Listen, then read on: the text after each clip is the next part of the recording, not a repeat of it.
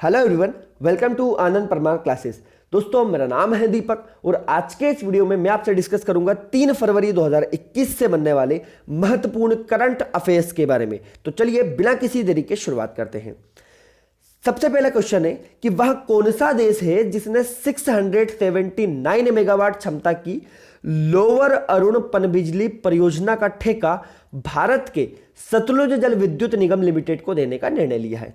तो उस देश का नाम है नेपाल। नेपाल ने यह निर्णय लिया है। आपको पता होना चाहिए, नेपाल एक ऐसा देश है जिसके साथ भारत के लगभग 5 जो राज्य है वो बाउंड्री बनाते हैं, है ना। कौन कौन से राज्य हो गए?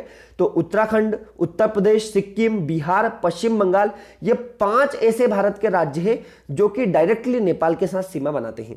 अब आपको कमेंट सेक्शन में यह बताना है कि वह ऐसा कौन सा देश है जिसके साथ भारत सबसे ज्यादा लैंड बाउंड्री शेयर करता है, ठीक है ना, मतलब थल स्थली जो सीमा है वो बनाता है। तो ये आपको कमेंट सेक्शन में बताना है। चलिए दोस्तों, मैं आपको बता दूं, आपको करंट अफेयर्स के जो नोट्स हैं वो हैंड रिटन बनाने हैं, ठीक है ना।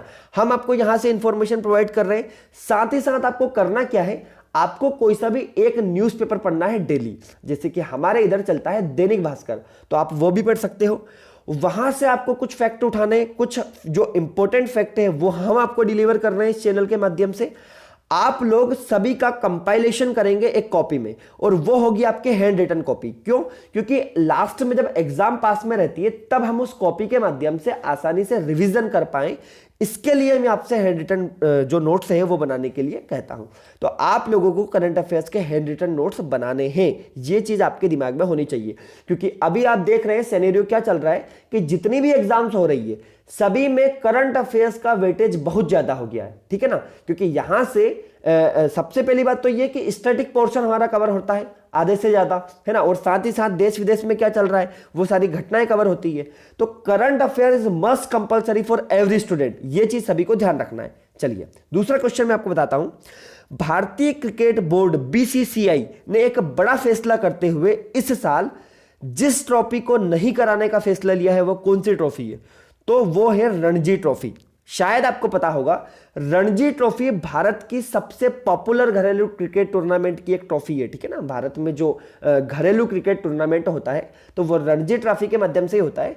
अच्छा, जो नेशनल टीम जो होती है हमारी, जो इंटरनेशनल टीम जो होती है ना, जिसमें बड़े बड़े प्लेयर्स के आपने नाम सुने होंगे, तो वो लोग भी, मतलब उसमें से भी अधिकतर जो खिलाड़ी है जो कि इंटरनेशनल क्रिकेट खेलते हैं हमारे भारत के लिए, वो लोग रणजी ट्रॉफी से ही गए हैं, ठीक है ना। आपने सुना भी होगा, जैसे रेलवे हो गया, है ना, अलग अलग ऐसे बोर्ड होते हैं जिनकी खुद की क्रिकेट टीम होती है। तो ये लोग खेलते हैं रणजी ट्रॉफी में, और वहां से जो बेस्ट प्लेयर होता है वो चुनकर जाता है इंटरनेशनल टीम में, ठीक है ना। तो भारत के ऐसे बहुत से खिलाड़ी है जो कि इंटरनेशनल टीम में पहुंचे हैं रणजी की बदौलत, है ना। अब अगर मैं रणजी के इतिहास के बारे में बात करूं तो 1934 में 4 नवंबर के दिन पहला मैच हुआ था इसका, ठीक है ना। और आपने खिलाड़ी का नाम सुना होगा, वसीम जाफर, है ना। तो वसीम जाफर एक ऐसे खिलाड़ी हुए जिनके नाम सबसे ज्यादा, यानी कि हाईएस्ट, लगभग 10,000 से भी ज्यादा रन बनाने का इनका नाम रिकॉर्ड है ना। और पहले ये जो ट्रॉफी थी इसका नाम था क्रिकेट चैंपियनशिप ऑफ इंडिया, लेकिन बाद में एक राजा हुए हमारे यहाँ के महाराणा रणजीत सिंह, शायद आपने नाम सुना होगा। जब हम भारत के इतिहास को उठाकर पढ़ते हैं तब हम देखते हैं कि एक रियासत थी नवानगर करके, तो उस रियासत के ये राजा हुए थे। हालांकि इन्होंने भारत के लिए कभी क्रिकेट नहीं खेला, लेकिन इन्हीं के नाम पर रणजी ट्रॉफी नाम पड़ा था, ठीक है ना। तो ये आपको सारी की सारी इंफॉर्मेशन ध्यान रखना है। चलिए, वित्त मंत्री निर्मला सीतारमण ने बजट 2021-22 में कृषि क्षेत्र के लिए ऋण को बढ़ाकर जितने लाख करोड़ रुपए करने का फैसला रखा है। तो ऋण को बढ़ाकर कृषि क्षेत्र में 16.5 लाख करोड़ रुपए रखने का फैसला लिया है। आपको पता होगा कि पार्लियामेंट का अभी बजट सेशन चल रहा है, ठीक है ना। तो गवर्नमेंट एक्चुअल में उसमें एक एनुअल फाइनेंशियल स्टेटमेंट रिलीज करती है, ठीक है ना, जिसी को हम बजट कहते हैं। बजट जो कि एक शब्द है, ये बुडगेट शब्द से आया है, आपको ये भी ध्यान रखना है, ठीक है ना। हमारे जो इंडियन पॉलिटी है, कॉन्स्टिट्यूशन है, उसके अनुच्छेद 112 में डिस्कस किया गया है। उसमें कहा गया है कि गवर्नमेंट हर साल एनुअल फाइनेंशियल स्टेटमेंट रिलीज करेगी। तो ये रिलीज कौन करता है? तो ध्यान रखना, ये रिलीज भले ही वित्त मंत्री करता होगा, लेकिन ये राष्ट्रपति के नाम से संबोधन करके जो है कि वो रिलीज करता है बजट, ठीक है ना। जब निर्मला सीतारमण ने जब बजट रिलीज किया था तो नाम राष्ट्रपति का लेते हैं पहले, है ना। तो कहा जाता है कि राष्ट्रपति ही जो है कि एनुअल फाइनेंशियल स्टेटमेंट रिलीज करता है ना। लेकिन क्योंकि राष्ट्रपति कैबिनेट का एक अंग नहीं है ना, मंत्रिमंडल के अंदर जितने भी अलग अलग मंत्री होते हैं वो सारे कैबिनेट के अंग होते हैं, तो राष्ट्रपति के नाम से फाइनेंस मिनिस्टर जो होता है वो रिलीज करता है। तो यह हर साल 1 फरवरी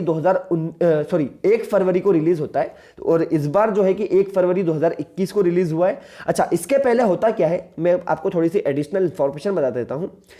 पार्लियामेंट की एक जॉइंट सिटिंग होती है, ठीक है ना, एक संयुक्त अधिवेशन होता है, संयुक्त सेशन होता है, जिसमें प्रेसिडेंट संबोधित करता है। ये लगभग 2-3 दिन पहले, जैसे कि अभी हुआ था 29 जनवरी को, ठीक है ना। और उसके बाद में फिर 1 फरवरी को जो है कि हर साल हमारे जो वित्त मंत्री होते हैं वो फाइनेंशियल स्टेटमेंट जो है कि रिलीज करते हैं, जिसको हमने बजट नाम दिया है। तो ये चीज आपको ध्यान रखना है। अच्छा, बजट से रिलेटेड और भी इंफॉर्मेशन आपको मैं बताऊंगा। मैं सोच रहा हूं कि बजट से रिलेटेड एक सेपरेट वीडियो जो है कि आपके लिए लेकर आऊंगा, ठीक है ना। तो उसमें आपको आगे और भी इंफॉर्मेशन मैं आपको प्रोवाइड करवाऊंगा। चलिए, अगला क्वेश्चन है, जिस सरकार ने बताया है कि कंटेनमेंट जोन के बाहर 8 फरवरी से 50% तक दर्शक क्षमता के साथ सिनेमा हॉल, थिएटर और मल्टीप्लेक्स दोबारा से खुलेंगे। अच्छा, किस सरकार ने? तो ये राजस्थान सरकार ने डिसीजन लिया है ना। कहाँ, कौन है वहाँ के मुख्यमंत्री? तो अशोक गहलोत ने ये डिसीजन लिया है कि जो सिनेमा हॉल है, जो कि कोविड के कारण अभी तक बंद पड़े थे, जिससे हमारे देश की इकोनॉमी को काफ़ी नुकसान हुआ है, तो उनको खोलने का इन्होंने निर्णय लिया है। चलिए, बहुत अच्छी बात है। सीएसके के कप्तान है ना, CSK Chennai super king IPL की एक धमाकेदार टीम है, उसके कप्तान है एमएस धोनी। आईपीएल में कितने करोड़ रुपए कमाने वाले पहले क्रिकेटर बन गए? तो आपको ध्यान देना चाहिए, 150 करोड़ रुपए कमाने वाले पहले ऐसे खिलाड़ी बने हैं जिन्होंने आईपीएल से इतनी ज्यादा मोटी रकम कमाई है, ठीक है ना। तो हमारे महेंद्र सिंह धोनी को यह खिताब जाता है।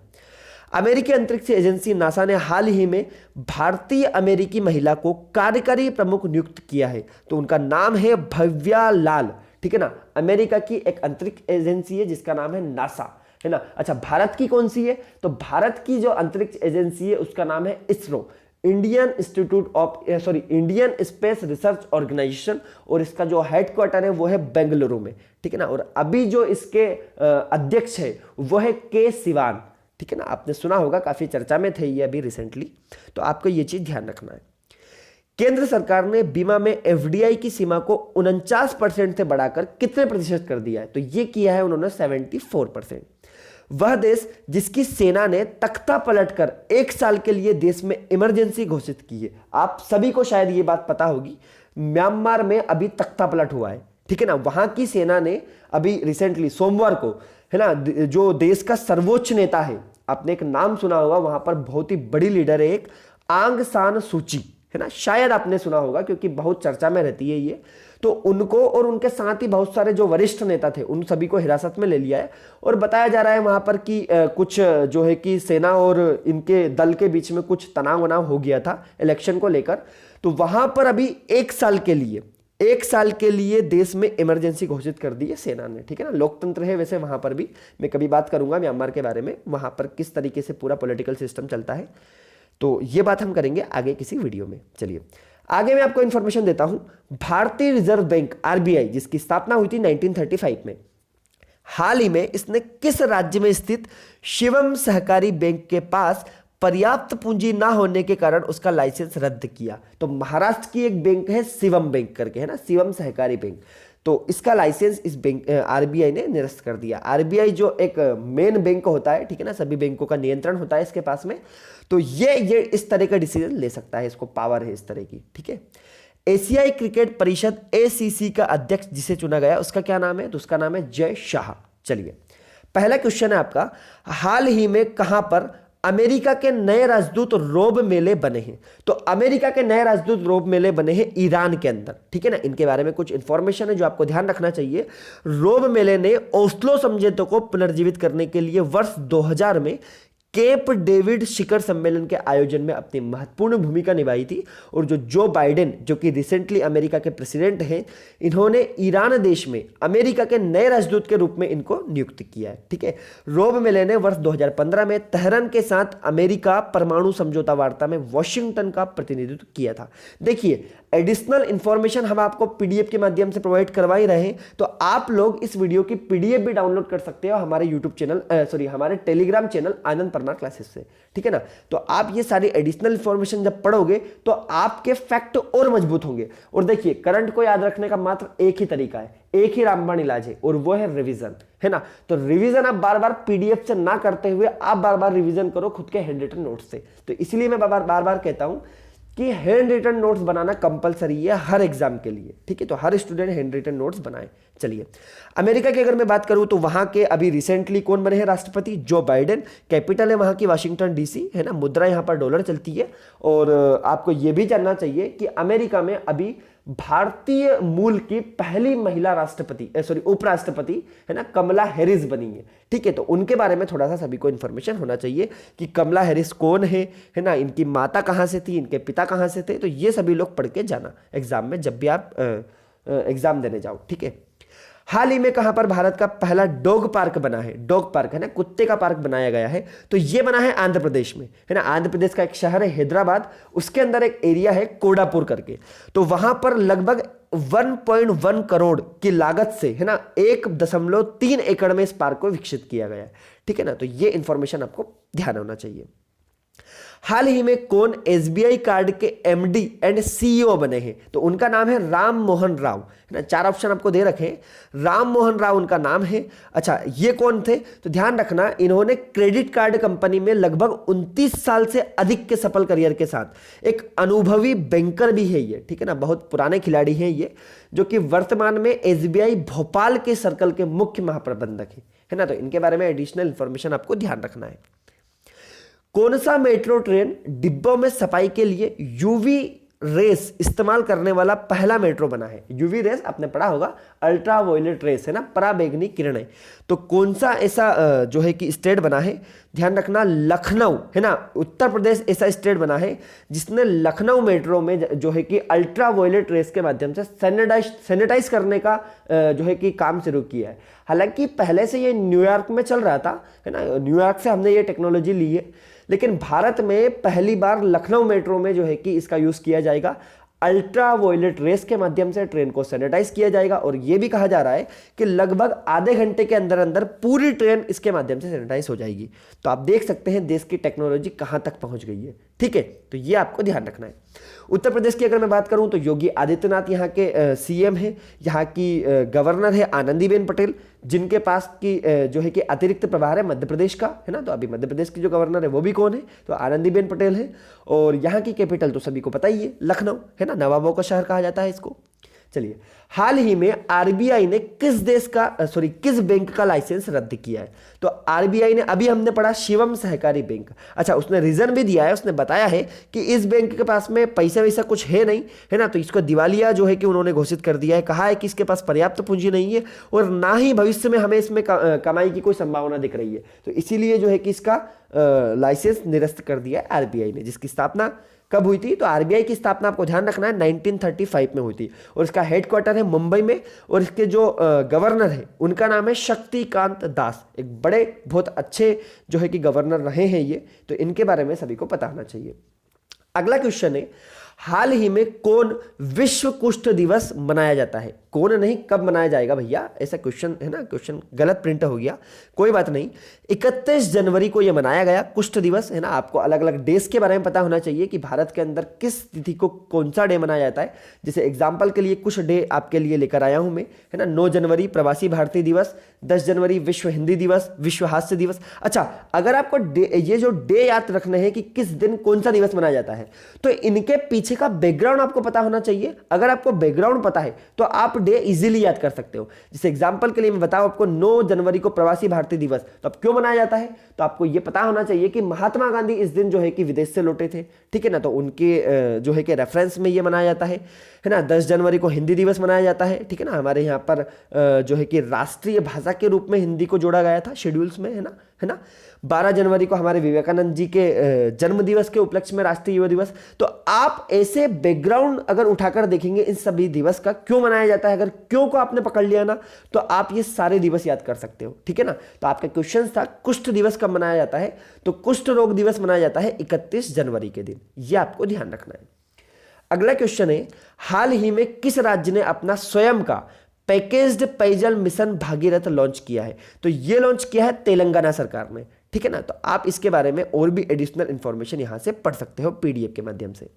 हाल ही में केंद्रीय स्वास्थ्य और परिवहन कल्याण मंत्री ने स्मगलिंग एंड जाली ट्रेन के खिलाफ आंदोलन का उद्घाटन किया है, इसका कौन सा संस्करण हुआ है। तो पहले तो आपको यह पता होना चाहिए कि हमारे केंद्रीय स्वास्थ्य मंत्री कौन है, ठीक है ना। तो हर्षवर्धन जी जो है कि हमारे केंद्रीय स्वास्थ्य मंत्री है, इन्होंने लॉन्च किया है और यह 7वां संस्करण था इसका, है ना। स्मगलिंग एंड जाली ट्रेन के खिलाफ आंदोलन का उद्घाटन इन्होंने किया है, ये इसका 7वां संस्करण था, तो इसके बारे में आपको पता होना चाहिए।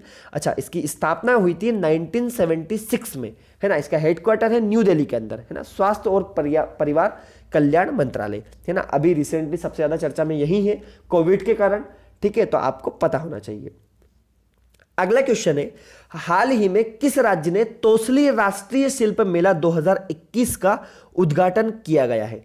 तो हमारे जो ईस्ट इंडिया है ना, वहां पर एक स्टेट है जिसका नाम है उड़ीसा।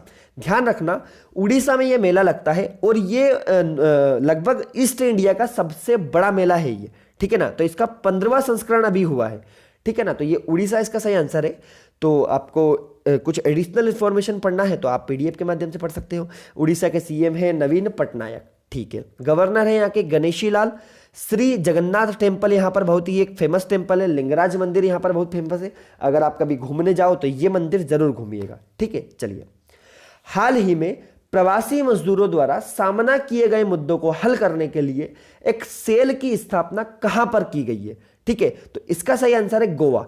गोवा में उस सेल की स्थापना की गई है, गोवा जिसकी राजधानी है पणजी, है ना। यहां पर मात्र 2 जिले हैं। मैं आपको बता दूं, भारत का एक बहुत ही छोटा राज्य है गोवा, है ना। 56वें संविधान संशोधन के द्वारा इसको जोड़ा गया था, ठीक है। तो 2 यहां पर मात्र जिले हैं, ठीक है ना। गोवा लिक्वर सबसे ज्यादा फेमस है, शराब और बीचों के कारण जाना जाता है गोवा, ठीक है ना। तो गोवा घूमने गए होंगे कई लोग तो उन्हें पता होगा ये बात।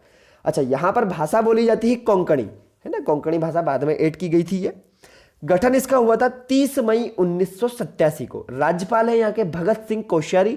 प्रमोद सावंत यहाँ के मुख्यमंत्री है जो कि भाजपा पार्टी से आते हैं। यहाँ पर एक सदनीय विधानमंडल है, ठीक है ना। विधानमंडल मैंने आपको पढ़ाया है पॉलिटी में, तो यहाँ पर सिर्फ विधानसभा है, विधान परिषद यहाँ पर नहीं है, ठीक है। और राज्यसभा की मात्र 1 सीट है यहाँ से, है ना। और लोकसभा की 2 सीटें हैं। तो ये कुछ एडिशनल इंफॉर्मेशन आपके लिए प्रिपेयर की है, तो ये आपको ध्यान रखना है। कुछ और भी एडिशनल इंफॉर्मेशन है जो आपको पीडीएफ के माध्यम से प्रोवाइड हो जाएगी। तो आई होप दोस्तों आपको आज का एक लेक्चर पसंद आया होगा। अगर आपको लेक्चर पसंद आया तो प्लीज़ आप इस वीडियो को लाइक कीजिए, शेयर कीजिए, चैनल को सब्सक्राइब कीजिए और इस वीडियो को दोस्तों के साथ शेयर भी कीजिए, ताकि आप तो पढ़ ही रहे हैं लेकिन आपके दोस्त भी पढ़ सके, है ना। वो भी पीछे नहीं छूटे, क्योंकि सिलेक्शन दोनों को लेना है ना, साथ में ट्रेनिंग में दोनों को साथ में जाना है। तो करंट अफेयर कंपलसरी है, सभी को पढ़ना है। मैं फिर कह रहा हूं कि सभी लोग करंट अफेयर्स के हैंड रिटन नोट्स बनाएंगे, क्योंकि current affair is the most compulsory.